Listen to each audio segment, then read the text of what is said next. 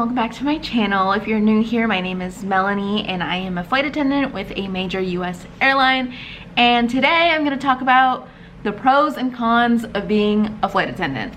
So as you may know, lots of airlines are hiring right now, so I wanted to put this video out. I am on a leave right now, so I'm not currently flying, so I am at home. So I wanted to sit down and make this video. So I have written down some pros and cons on my phone, and I'm gonna do 5 pros, 5 cons. So I'm gonna get real in this video, so sit down and get ready for this. All right, pros. Number 1, it's very self-explanatory, probably why you want to be in this industry, why you want this job, but number 1 is flight benefits.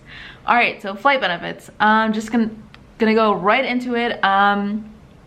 It's not what it seems. So flight benefits, yes, we get to fly for free. We get to fly for free on any airline. However, it is on standby. If you don't know what standby travel is, basically if there's a spot on the plane left over, that is available for you to fly for free. So sometimes, which is happening right now, a lot of the planes are getting full and there are no spots to get onto said plane, and you kind of just have to wait at the airport or trying the next flight, the next flight, the next flight. So sometimes it's really not as glamorous as people may think it is. It's a lot of waiting around at the airport and hoping that you get onto the flight. So there's that, but it comes in handy when there is a seat available and you can fly standby, going on vacation. It's amazing. I've flown standby to so many different places. I've gone to New Orleans. I've flown to Boston for the day with some girlfriends. I've flown standby to Arizona multiple times. My sister lives there. New York. I was based in New York for 6 months when I first started, and I had to commute back and forth to go home, so I was flying standby a lot. Thankfully, I was always able to get on from New York to Florida. It's a great route. But yeah, flight benefits, number 1.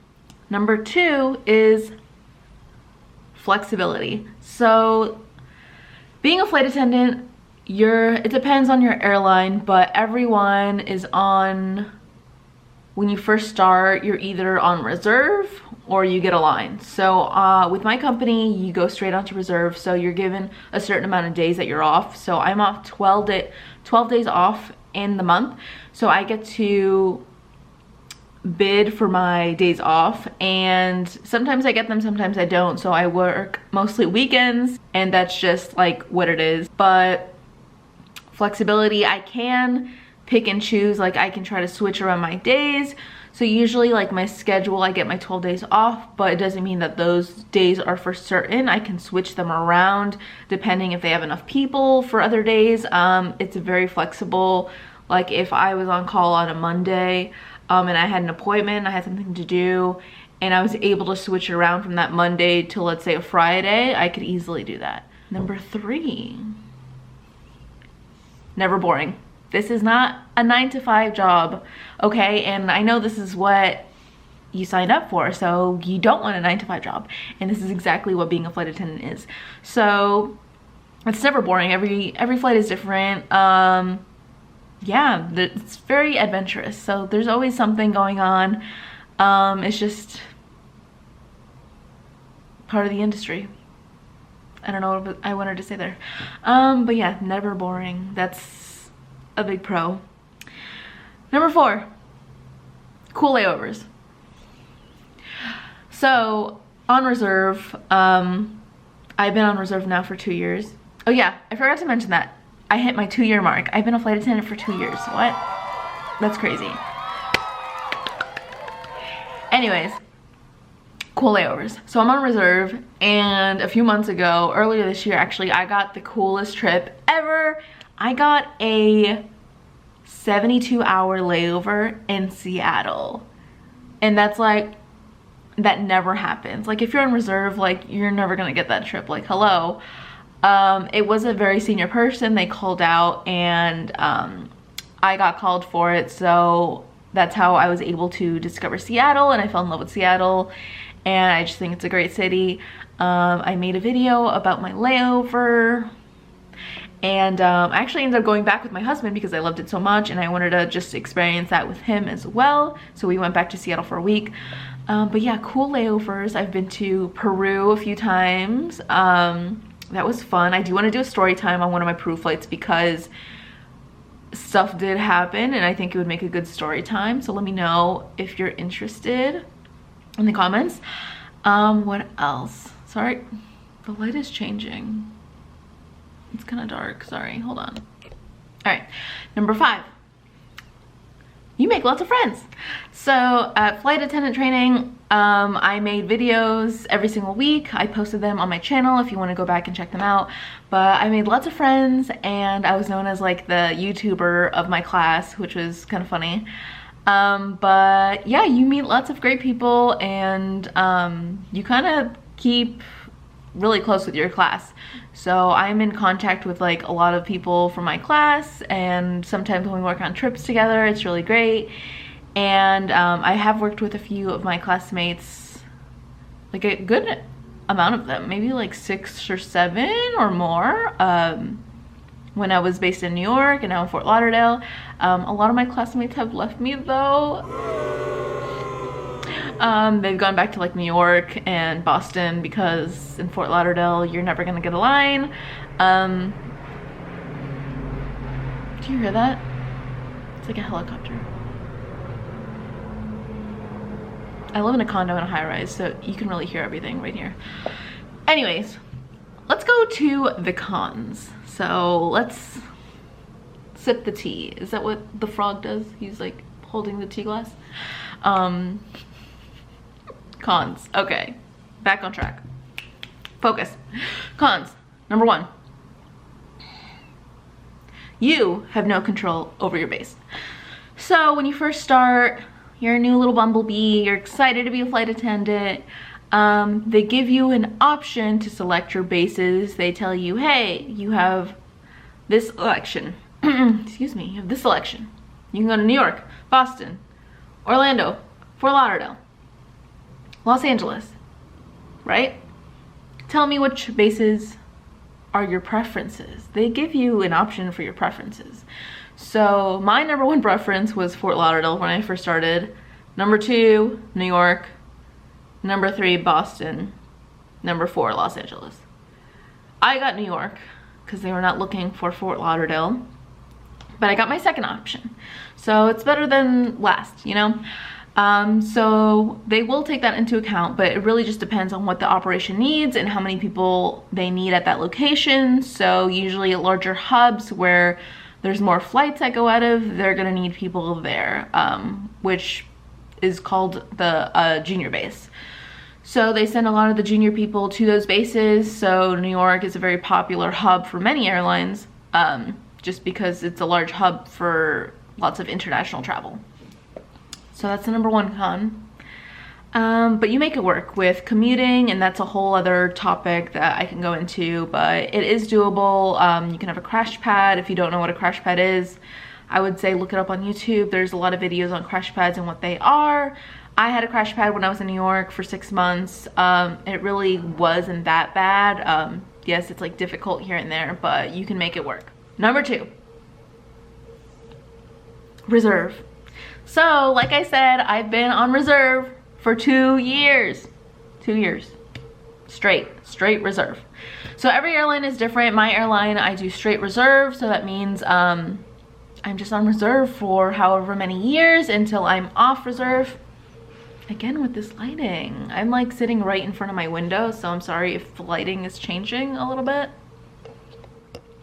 So I'm on straight reserve, and yeah, it's been rough. Reserve means basically you're at beck and call of the company, so you have no say over your schedule, where you're flying to, how many hours, like how many legs. A leg is a flight, so you could get called, say you're on reserve for 4 days, like Monday, Tuesday, Wednesday, Thursday. You get called on Monday, you have a 4-day trip.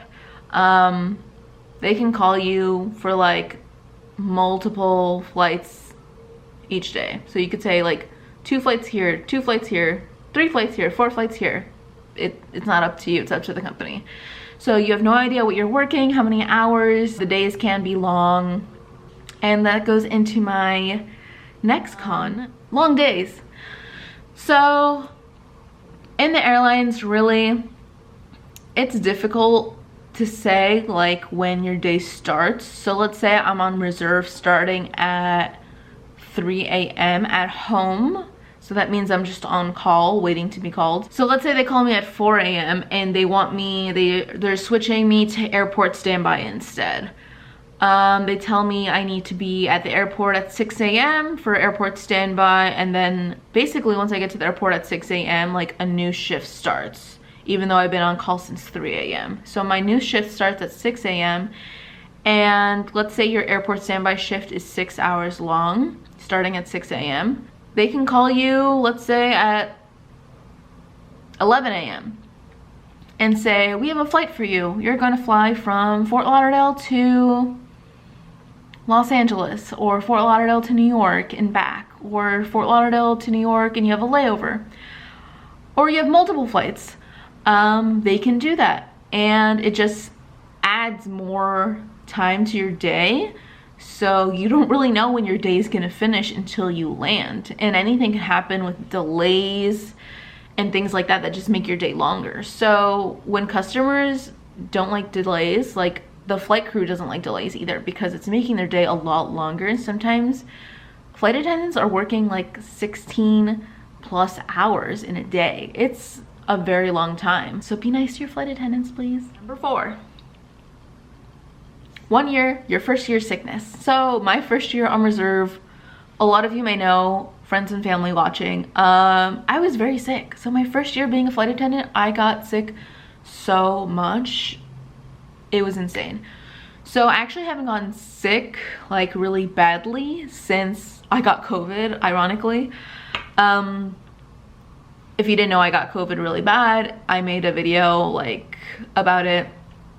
It was right around the time that I was transferring from JFK to Fort Lauderdale, actually. But yeah, check out the video if you want. But I got sick so often, it was nuts. So it takes a while for your body to get adjusted to just flying so much and then being around so many people and just the germs that comes along with that.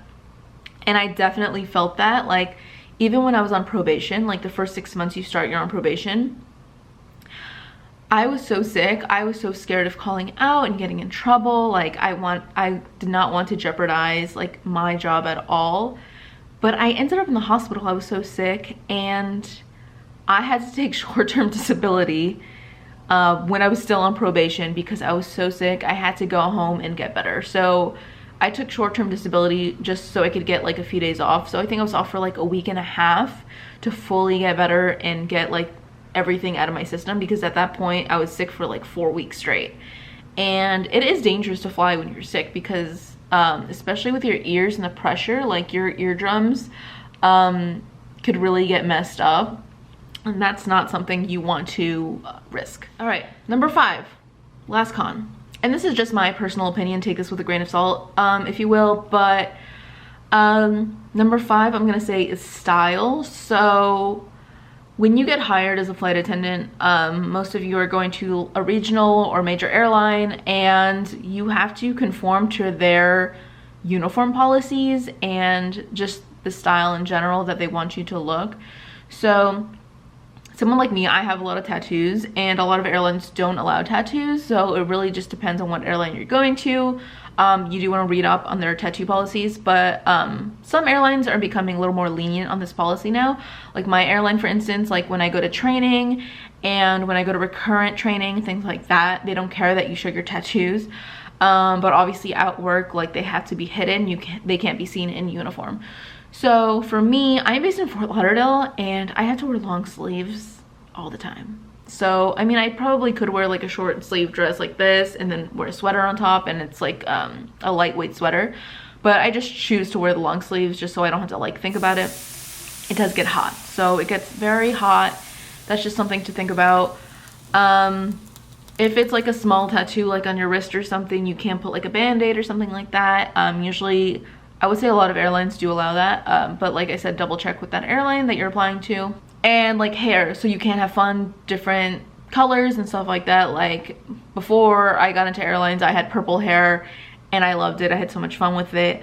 But right now I'm rocking the black, and I actually like it right now. It's really fun. And as you might know, I did cut my hair a little bit ago, so I do have like this undercut right here, so when I flip it over you can see it entirely, but then when I flip over my hair, it just looks like I have a bob, so that works out. But yeah, if you're someone that like prides yourself in your style and like it's your hair or like your tattoos is something important to you, and you have like visible tattoos that would be hard to cover in uniform, I would say take that into account as well, just because it is something you have to think about on the daily, like covering your tattoos, or whether you're gonna wear long sleeves and just deal with it like I do.